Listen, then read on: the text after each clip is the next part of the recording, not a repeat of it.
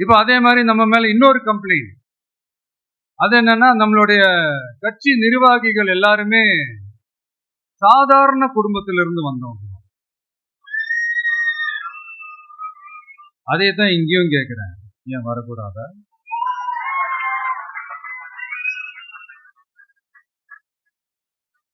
சாதாரண குடும்பத்திலிருந்து வந்தவங்க தான் பெருசு பெருசா சாதிச்சிருக்கிறாங்க.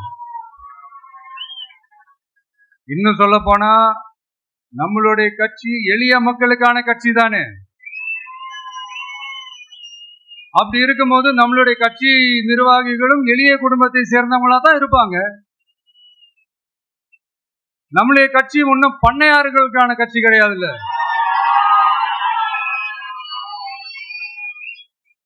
முன்னாடிலாம் அந்த காலத்துல பண்ணையாருங்க தான் பதவியில் இருப்பாங்க. இப்ப கொஞ்சம் உள்டா மாறிடுச்சு. பதவியில இருக்கிறவங்க எல்லாம் பண்ணையாரா மாறிடுறாங்க.